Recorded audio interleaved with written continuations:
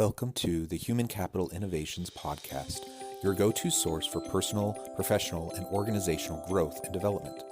We hope you tune in often for all things people management, organizational development and change, organizational leadership, and social impact related. Maximize your personal and organizational potential with Human Capital Innovations Podcast.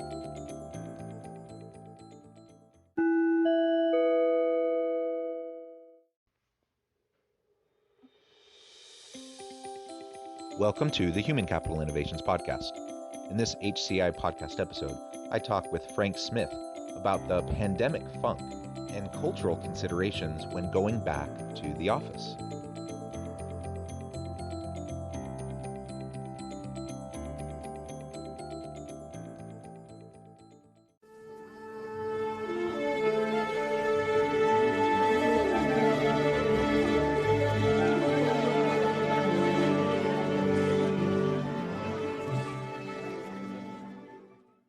Frank Smith, welcome to the Human Capital Innovations Podcast. Thanks. Great to be here. Yeah, I'm excited to have a nice conversation with you today. You bring a lot of expertise in the area of organizational culture. So we're going to be focusing our conversation today on the cultural considerations when going back to work, given we've just lived through this year plus really, 14, 15 months even, in this pandemic environment, and most people are in a pandemic funk. How do we get out of that funk? How do we return, things to as normal as possible, recognizing that, of course, things have shifted and are probably never going back exactly the way they were in the past. So we'll be exploring those issues together today.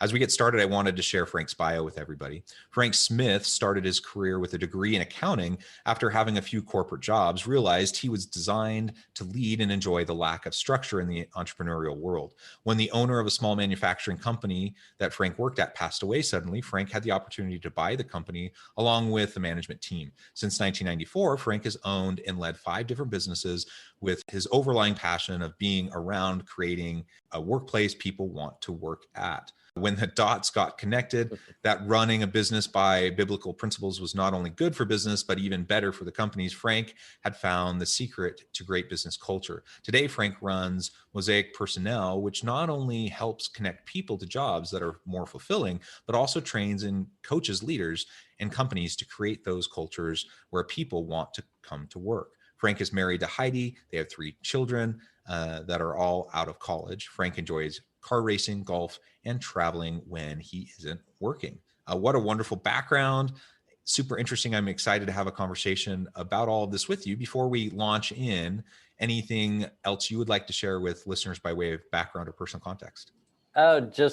I can really nerd out on business stuff. If I have control of the remote control at the house, we're typically watching Shark Tank or Marcus Lemonis on The Profit or some sort of show like that. Most guys would grab it and switch to a sports channel, which if there's car racing on, there's a pretty good chance I'll jump over to that. But I really just am passionate about business, all the ups and downs and craziness that go along with it. I think is a fun roller coaster ride.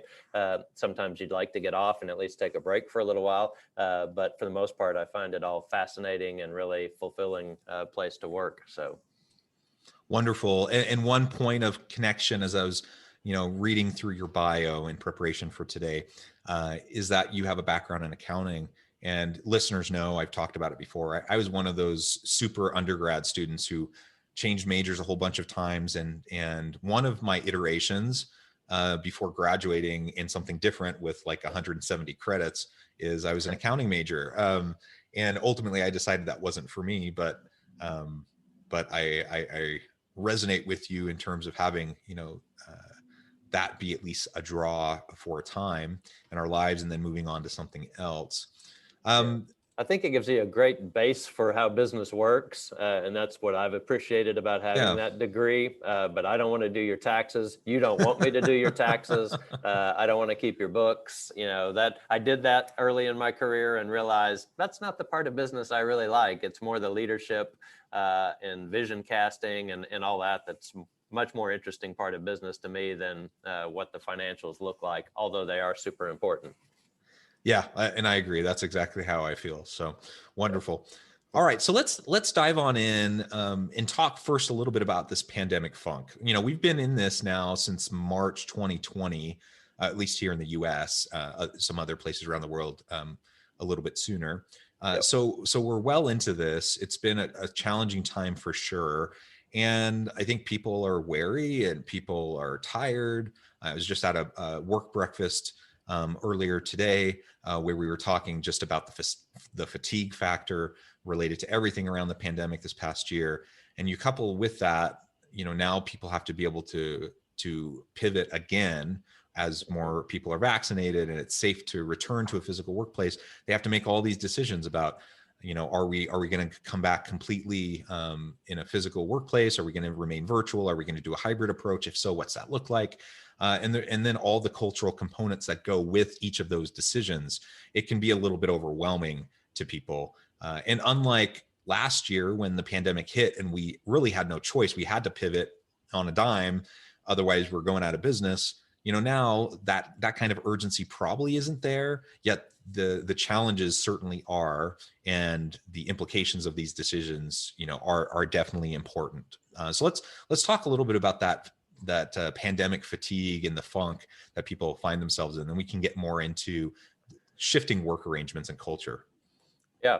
So, as you mentioned already, everybody's experiencing it. And I think that's one of the keys, is that we just need to call it what it is and name it and realize we're all going through it. We all have that sense of, gosh, I'm tired. Nothing's exciting me right now.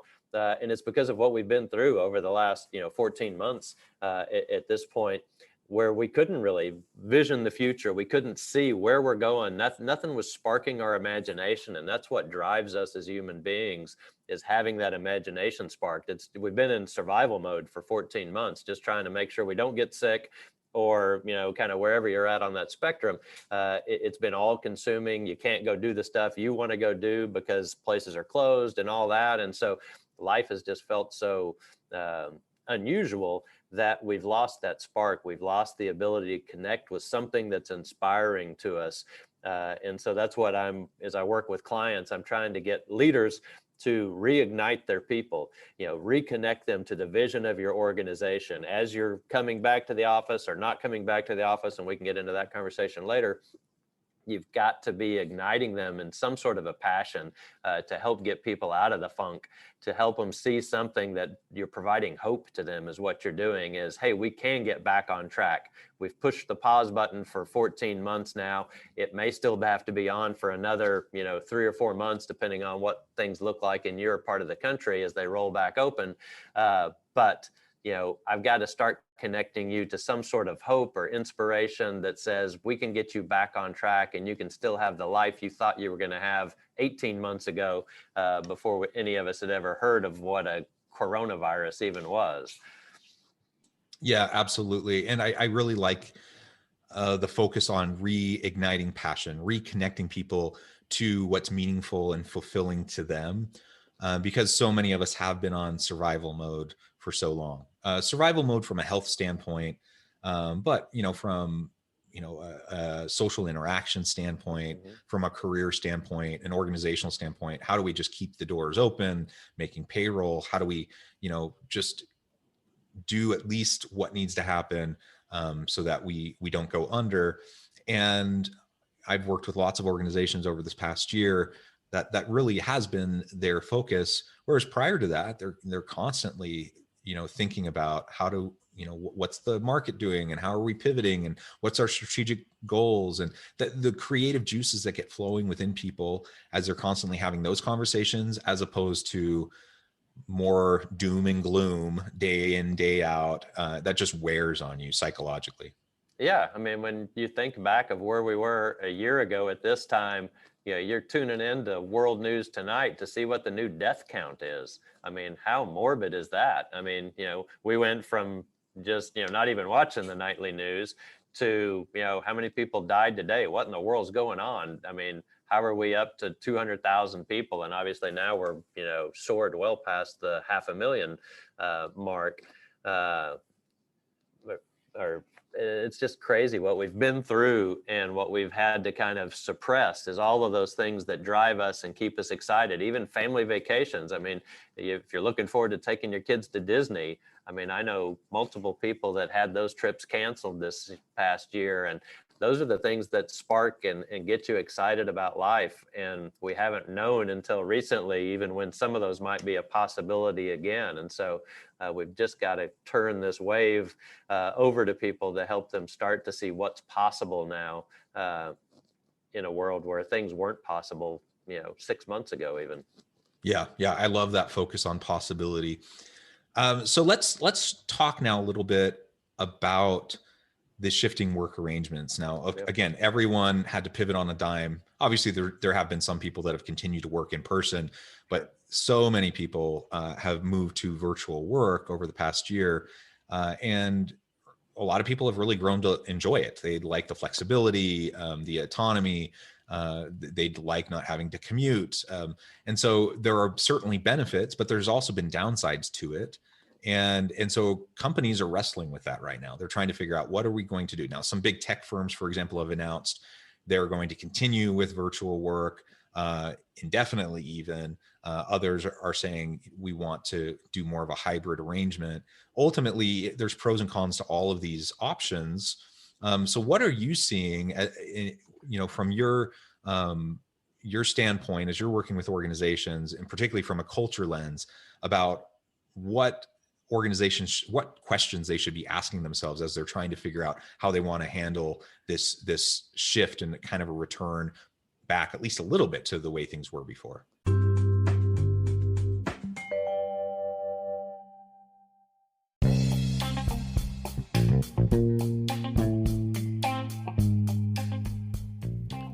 I'm excited to announce the publication of my new book from HCI Press, The Alchemy of Truly Remarkable Leadership: Ordinary, Everyday Actions That Produce Extraordinary Results. Consider how the nature of work has shifted over the past 50 years.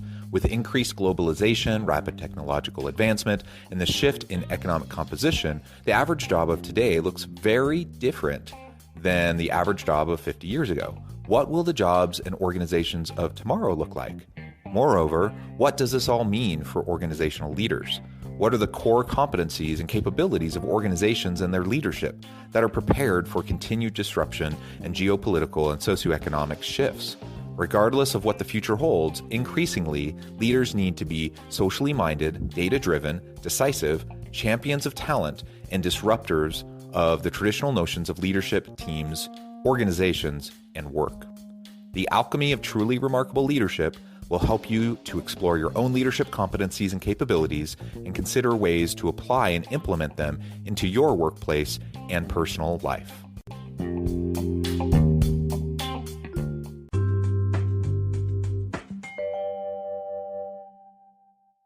So I'll tie it in with our first conversation about the pandemic funk that we're all experiencing. As leaders, talk to your people about that pandemic funk. Acknowledge it and make sure that you're listening to them and trying to help understand and make sure that, where are they at in this, what's their funk level, if you will. And that's kind of where it starts. And then as you start to talk about, hey, we'd like to have people come back to the office and start to work, you'll see some panic raise in certain people due to maybe they live with a family member that still has high risk categories. Even with vaccine, people are still concerned about it. We've come back to the office now twice, once last summer when the numbers kind of seemed to be okay in Oklahoma here, and we came back to the office. And then when we got to the holidays, we sent everybody back home, and we've just recently come back to the office again. People were more uncomfortable coming back to the office over the last few weeks than they were a year ago when we came back to the office, which was really interesting to me. But it layers in with the funk that everybody's in and just scared still and not sure and don't want to go back to the office and then have to get sent home again, because that was kind of hard to make that bounce around. So listening to people is the number one thing that a leader can be doing during this time, and trying to judge where they're at and bring them back, if you're bringing people back, at a pace that's comfortable to them, and let them feel heard and individualize it. I don't feel like just setting a blanket statement that says everybody's back back in the office on May 15th. And if you're not, you don't have a job, which I've seen companies take that approach. But the more individualized you can make it as people come back to the office, I think the better. The interesting thing I've seen on LinkedIn and different places lately is a lot of conversations about how terrible leaders are because they're asking people to come back to the office now, and they should just let me work remote if I want to work remote. I understand that thought, and there needs to be a lot of conversation around that. But who's changed here, really? You know, when you took that job originally, you had agreed to come to the office and work out of the office.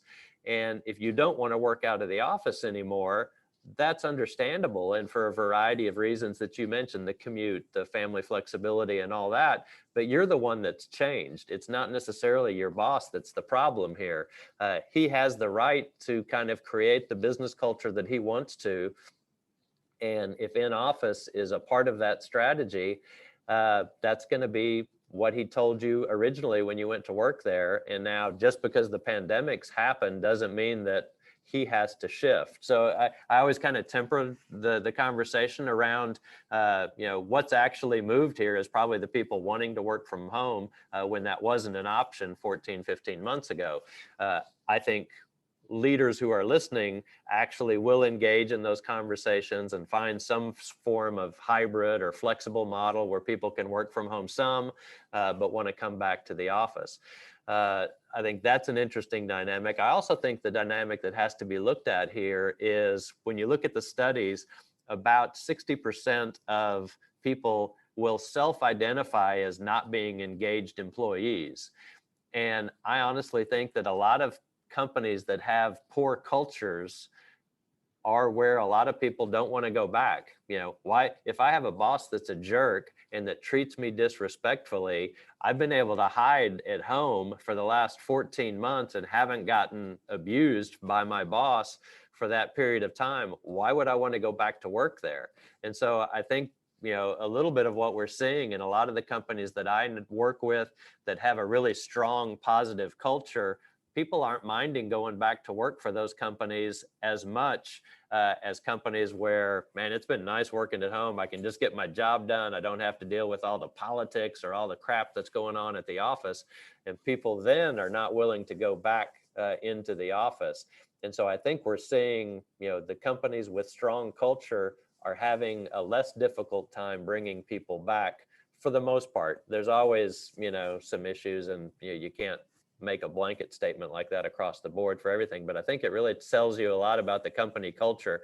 If people are just like, I'm not going back, I'm going to quit my job if they make me come back, that probably tells you that they weren't really that happy in the job to begin with. You get just kind of you start going through the motions when you're in a toxic work environment or in an unhealthy place, or you have coworkers or a boss that you can't stand, but that's all you've ever known, and you've just dealt with it and you've learned how to deal with it. That's one thing, but then you get like a 14-month reprieve from that kind of an environment. And then you're realizing, well, wait a minute, there are all these things that made that unhealthy. And I'm more productive now. I don't have, like you said, I don't have to deal with the politics. I don't have to deal with just all these dumb little things that waste so much time. I can just do my job. I can do it well. And so I get it. I get why people would want to remain in a virtual environment when that's kind of their condition. And so I definitely think there's something to what you're saying about the employee engagement factor. And we do know that the vast majority of people are actively disengaged in their work. So organizations before the pandemic even had to wrestle with that. How do we invest in our people? How do we empower them? How do we engage them in a way that they can bring value to the organization and to the market? And it's only become harder now during the pandemic because you don't have the FaceTime and people have Zoom fatigue. And it's not the same when you check in with someone over a video call than if you stop by their office and have a chat. Right. There's just something different about it. And so we do have to wrestle with those pros and cons. We do have to definitely be asking ourselves about how we show our trust, how we give over power and trust in our people, how we support them and invest in them, how we communicate that to them. These are the types of things we have to continue to ask ourselves. And then really ask what jobs or what parts of what jobs really require someone to be in person. And if someone is customer facing and they actually have to be there in person, obviously those are people you bring back. But a lot of people we've found over the course of this last year, they don't need to be in the physical office as much, at least, as they were in the past. And so I love the idea of a more flexible approach with a hybrid and kind of environment, so that you can tailor the work arrangements to teams and to individuals, perhaps even within those teams, around the accommodations that they need, and to a certain extent that they want. And then ultimately, then as leaders, we have to figure out how are we going to, if we have people working remotely, or if we have some people in face to face while others are remote, how do we manage that dynamic, and how do we make sure that we establish, maintain, and sustain the type of healthy culture that we want within our team? Yeah, I think it's one of those trying to find the balance, listening to people, trying to understand. But I think the biggest thing that people don't sometimes realize is, yes, you can do the work from home, but the work is not the culture. And if you're wanting to work at a place that has a good culture, as a team member, you have to help create that culture as well. And in-person relationships are what we're designed for. If I took anybody and said, hey, we're going to take your family and we're going to split them all up, but you can have access to Zoom or email, and you can keep in touch with your spouse or your kids via that way, we think that's just as good as the family unit that you have going now. People would say, well, that's stupid. I want to be with my kids. I want to be with my spouse. Work is the same way. People, for some reason, think relationships work differently when you step into the office building. They don't. I need to see you. I need to be interacting with you. And Zoom is great when you have to use it, but it's not the same as in-person interaction. And the Zoom fatigue, I feel bad for Zoom because they got tagged in with this. It's not Zoom related. It's the fact that I'm trying to connect with you over a video call. That's what's exhausting. It doesn't matter whether it's just Zoom or FaceTime or whatever. I'm not getting your body language. I'm not understanding you as well over this Zoom call as I do in person. And there's no way to avoid that. And so your senses are heightened, you're on higher alert, your brain is working harder when you're on a Zoom or FaceTime call or anything, or a telephone as well. I do some executive coaching, and I've had clients that we had to do it over the telephone because of their safety or IT concerns with opening up a Zoom interaction. And it's much more exhausting for me to be a coach over a telephone than it is in person, because I'm having to listen for voice inflections. And whereas in person, I can see what your body is doing. I can tell that you're turning red when we talk about this. And even on Zoom, some of those things are hard. And so much of communication is better experienced in person, that we got to think about those things. And if it's not good for your family, it's not good for the office interaction as well. And you're not going to have as strong a culture if you're trying to do it all via Zoom. There's just no way you can convince me of that. Yeah, well, that's a really interesting perspective to reframe it from the family dynamic, or even just good friends, right? That you socialize with. Well, Frank, it has been a real pleasure. The time flew by, and we really just scratched the surface. Perhaps I can have you back on. We can continue the conversation. But before we close today, I wanted to give you a chance to share with listeners how they can get connected with you, find more about your business, and then give us the final word on the topic for today. Yeah.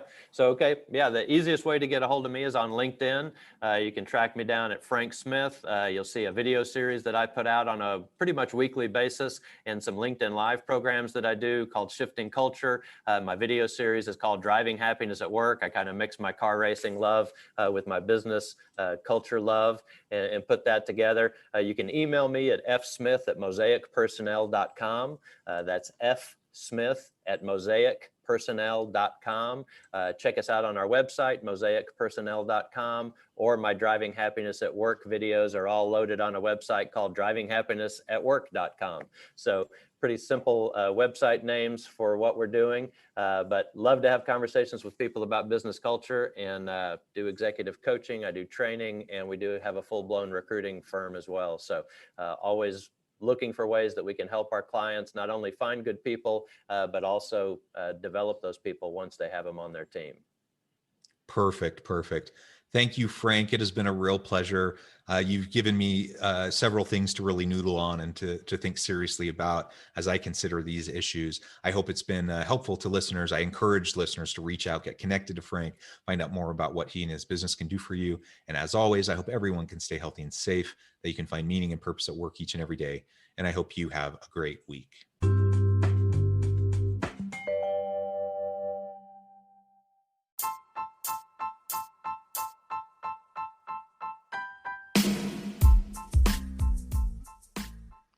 We are excited about the launch of HCI's new magazine, Human Capital Leadership.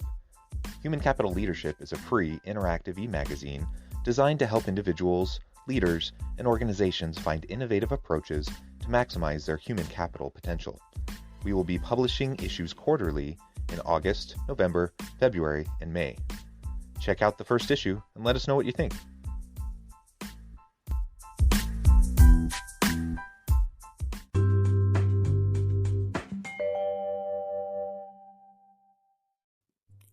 Thanks again for joining us for this episode of the Human Capital Innovations Podcast. I hope you stay healthy and safe and that you have a great week.